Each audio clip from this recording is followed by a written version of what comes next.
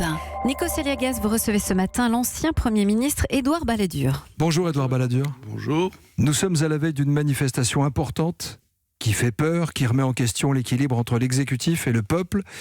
Au regard de votre expérience, que voulez-vous dire ce matin aux Français qui nous écoutent ?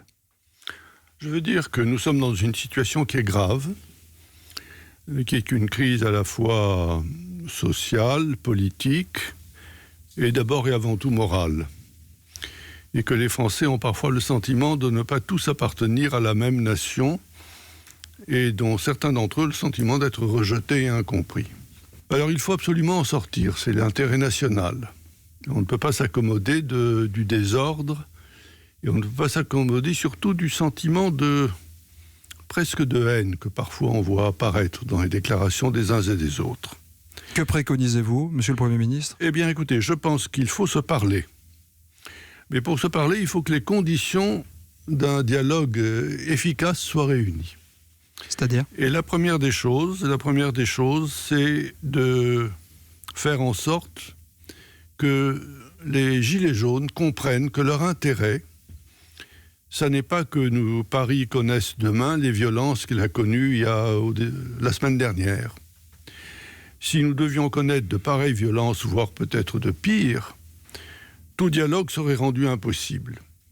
Or, l'intérêt des Gilets jaunes, c'est justement que par le dialogue, on arrive à répondre à leurs préoccupations. Donc il ne faut pas qu'ils viennent manifester, c'est ce que vous dites ? Je souhaite qu'ils ne viennent effectivement, qu'ils comprennent que leur intérêt n'est pas de manifester, et je souhaite aussi que les dirigeants des divers partis politiques s'en rendent compte également. Imaginez que nous connaissions les mêmes troubles et les mêmes violences, voire en pire que la semaine dernière, ce ne serait pas la peine ensuite de parler de se réunir pour parler de SMIC, de prestations sociales ou autres. Et le dialogue serait durablement suspendu. Je souhaite donc que les Gilets jaunes, dans leur propre intérêt, et s'ils veulent voir aboutir une part plus ou moins grande de leurs revendications et de leurs souhaits, se rendent compte qu'ils ont tout intérêt à éviter la violence. Et pour le meilleur moyen de l'éviter, c'est de ne pas venir en masse à Paris. Et je pense que les dirigeants des divers mouvements politiques ont intérêt, eux aussi, à participer à des réunions, à des concertations, à des discussions et qui permettent d'aboutir et de trouver la solution. Ça ne sera pas facile et ça ne sera pas rapide. Monsieur le Premier ministre, si la sagesse l'emportait samedi, si vous êtes entendu, quelle réponse en retour le gouvernement devrait très vite apporter aux Gilets jaunes ? Aller plus loin dans les propositions ? Oui, il faut aller plus loin. On ne pourra pas satisfaire à toutes ces revendications, il faut être clair. Ce n'est pas la peine de raconter d'histoires et de faire naître des illusions. Sur quoi on pourrait aller ? Bien, par exemple, on peut examiner l'affaire des salaires. On peut examiner l'affaire des charges sociales. Mais je voudrais dire autre chose, c'est que rien ne sera possible si on ne prend pas conscience qu'il faut réduire les dépenses publiques. Mais réduire les dépenses publiques signifie qu'il faille faire des réformes. Oui. Mais les réformes jusqu'à présent n'ont pas été entendues. Écoutez, je ne crois pas qu'on ait commencé à les faire. Je n'ai pas vu beaucoup de domaines dans lesquels on ait réduit les dépenses publiques. Il y en a eu quelques-uns. Mais il faut faire beaucoup plus. Nous sommes les champions du monde des dépenses publiques et les champions du monde des impôts. Eh bien, ça ne peut pas durer. Aucun progrès n'est possible dans la société si on n'y porte pas remède. C'est grave la situation dans laquelle on se trouve, parce qu'on a parfois le sentiment que les Français ont perdu l'idée qu'ils appartiennent à la même nation et que malgré leurs différences qui sont légitimes ou leurs divergences, ils ont fondamentalement les mêmes intérêts. Or, c'est ça qu'il faut reconstituer. Votre parole est rare, Édouard Balladur. Si vous vous exprimez ce matin, c'est que d'une certaine façon, selon vous, la République est en danger ? La République est en danger, n'employons pas de trop grands mots, mais je suis très inquiet. Je suis très inquiet, ça peut très mal se terminer. Quand vous avez dans la rue des milliers et des milliers de gens qui se laissent gagner par la colère, par le désir de se faire entendre, tout est possible. Et je tiens à rendre hommage aux forces de l'ordre qui ont subi quand même une épreuve très rude ces dernières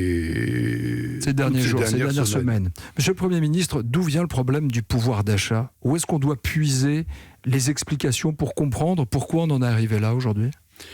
Eh bien, je pense que c'est simplement parce que on a voulu trop distribuer avant d'avoir produit. Je prends l'affaire des 35 heures, par exemple, qui était peut-être une bonne réforme en soi dans l'absolu, mais comment est-ce que ça a été gagé ? Ça a été gagé par le blocage des salaires. Eh bien, 20 ans après, on en voit les conséquences. Et de la même manière, il faut se rendre compte qu'il ne peut pas y avoir de progrès social qui soit fondé sur une augmentation indéfinie des taxes sociales et des prélèvements.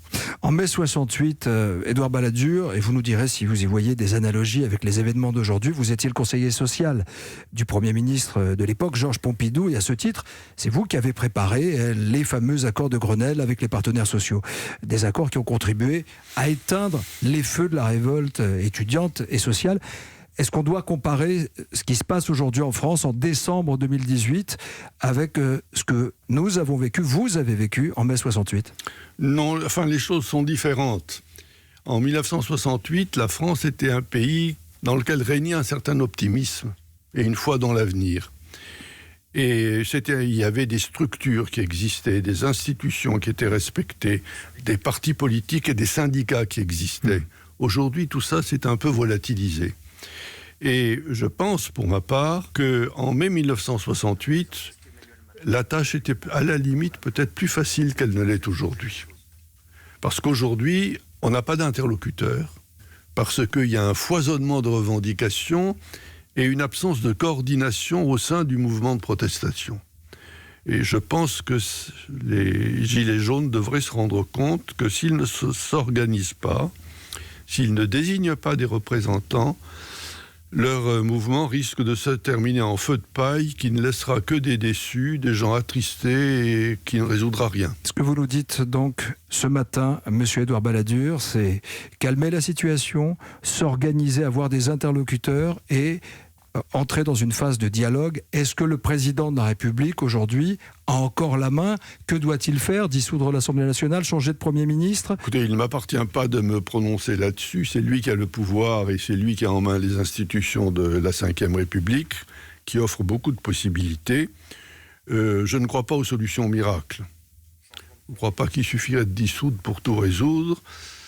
Je pense que l'idée du référendum mérite d'être approfondie, qu'on peut peut-être arriver à se mettre d'accord sur un sujet de référendum. Ce sera d'ailleurs difficile, mais il n'y a pas de solution miracle. Il faut être patient et il faut être volontaire.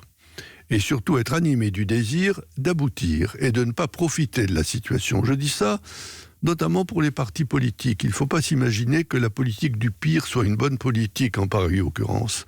En général, on en subit soi-même les conséquences, et ça a été le cas en 1968, justement. Et il faut que chacun se convainque que l'intérêt national, car c'est de la nation qu'il est question en ce moment, c'est gravissime, que l'intérêt national doit primer toute autre considération. Merci d'avoir été notre invité, Édouard Balladur, ce matin dans la matinale d'Europe 1. Vous avez parlé en ouverture de cet entretien d'une crise morale. De quoi souffre la France aujourd'hui ? Je dirais qu'elle souffre de ne plus croire en elle-même. Et que la première tâche de la politique, c'est de rendre aux Français l'optimisme et la croyance en leur pays. Merci, monsieur Balladur.